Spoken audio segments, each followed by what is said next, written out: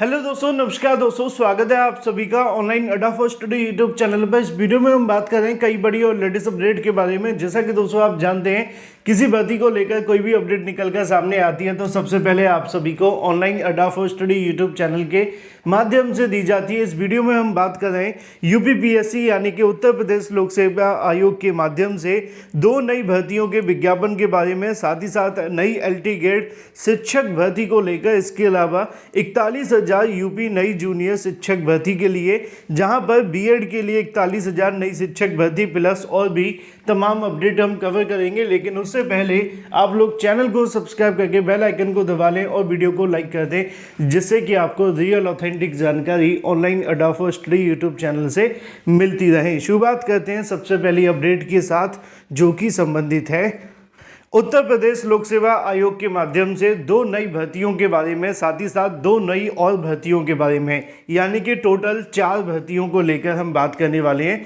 दो नई भर्तियों को लेकर उत्तर प्रदेश लोक सेवा आयोग के माध्यम से यहाँ पे जानकारी आप सभी के सामने जारी की गई है, जिसके संबंध में अगर बात की जाए, आवेदन से लेकर एग्ज़ाम डेट तक की जो जानकारी है वो आप सभी के सामने है। अधिक जानकारी के लिए आप लोग चाहें तो इसको चेक कर सकते हैं। यहाँ पे पूरी की पूरी जो डिटेल है वो आप सभी के लिए दी गई है।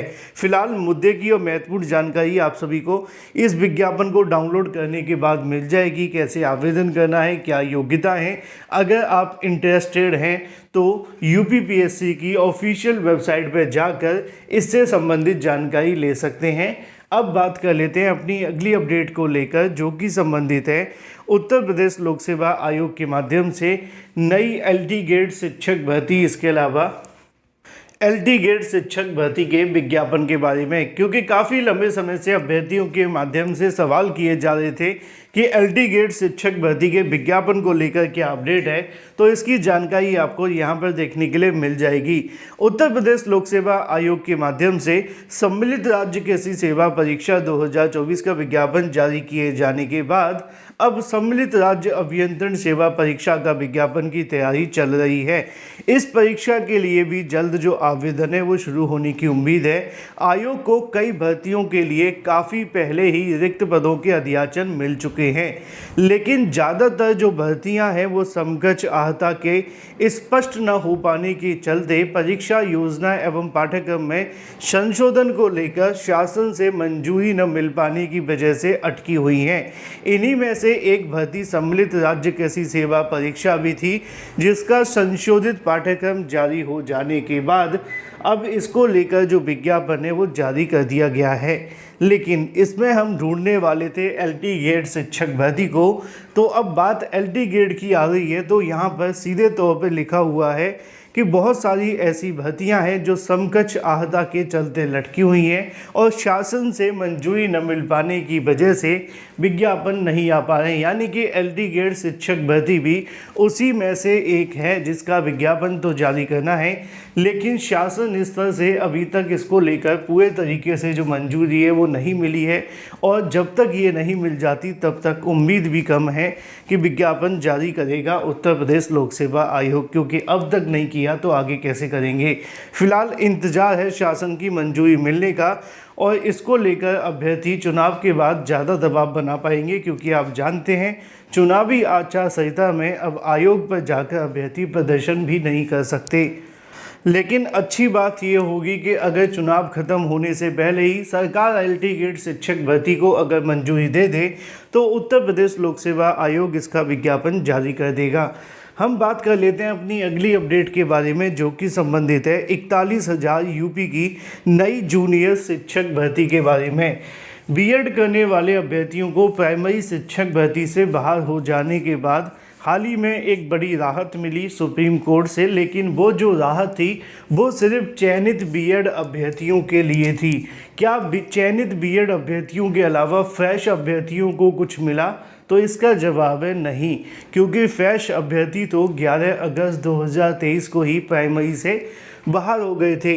लेकिन ऐसे में उनके लिए अगर कुछ है तो उत्तर प्रदेश में नई जूनियर शिक्षक भर्ती को लेकर हाई कोर्ट का आदेश, क्योंकि आप जानते हैं कि उत्तर प्रदेश के अंदर प्राइमरी के साथ साथ जूनियर के भी बड़ी संख्या में पद हैं, लेकिन प्राइमरी के लिए शिक्षक भर्ती कभी कभी आ जाती हैं, जूनियर की भर्ती तो कभी कभार ही आती हैं। आपको याद होगा मैथो साइंस की एक बार भर्ती निकाली गई थी, 29,000 के समथिंग थी, है ना। तो एक बार ये भर्ती निकाली तो गई थी, लेकिन अभी तक कंप्लीट नहीं हुई है और अभी तक उसके बाद कभी ये भर्ती आई भी नहीं है। और इसकी सबसे बड़ी वजह है प्रमोशन का हो जाना। अभ्यर्थियों के माध्यम से इस मामले में हाई कोर्ट में सुनवाई के लिए याचिका लगाई गई थी और पिछली सुनवाई में कोर्ट ने सरकार से जवाब मांगा था, यानी कि यूपी सरकार से। उम्मीद जताई जा रही है कि यूपी सरकार 15 तारीख तक इस मामले को लेकर अपना जवाब दाखिल कर देगी, यानी कि 15 अप्रैल तक।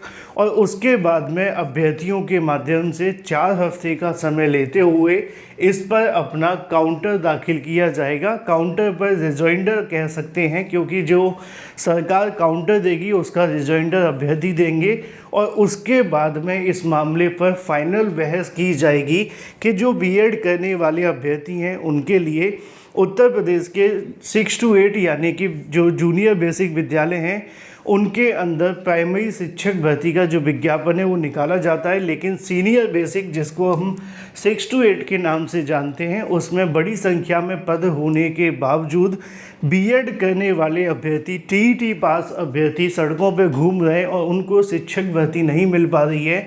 तो कम से कम बीएड करने वाले अभ्यर्थियों के लिए 41,000 नई शिक्षक भर्ती का जो विज्ञापन है वो जारी किया जाए, क्योंकि वो बीएड प्लस यूपी टेट करने वाले अभ्यर्थी जूनियर में सीधे तौर पर वैलिड है, जबकि प्राइमरी में उनकी योग्यता को लेकर सवाल है और सुप्रीम कोर्ट ने उनको बाहर भी कर दिया है। तो ये एक अच्छा और महत्वपूर्ण मुद्दा है। देखना होगा कि 15 तारीख तक सरकार अपना क्या जवाब देती है और सरकार के जवाब के बाद अभ्यर्थी अपना क्या कहीं ना कहीं काउंटर लगाएंगे या जो भी लगाएंगे उसके बाद डिसाइड होगा कि उत्तर प्रदेश के जूनियर विद्यालयों में शिक्षक भर्ती आएगी या नहीं। लेकिन 41,000 को लेकर अभ्यर्थी लगातार कोशिश कर रहे हैं कि हाई कोर्ट के माध्यम से आदेश करवाया जाए और नई शिक्षक भर्ती का विज्ञापन जारी किया जाए। अगर आप भी सपोर्ट और समर्थन करते हैं तो इस मामले पे आप सभी को थोड़ा सा ध्यान आकर्षित करने की आवश्यकता है, क्योंकि इसका बेनिफिट सिर्फ किसी एक अभ्यर्थी को नहीं मिलेगा, इसका बेनिफिट बीएड के साथ साथ बीटीसी वाले अभ्यर्थियों को भी मिलेगा।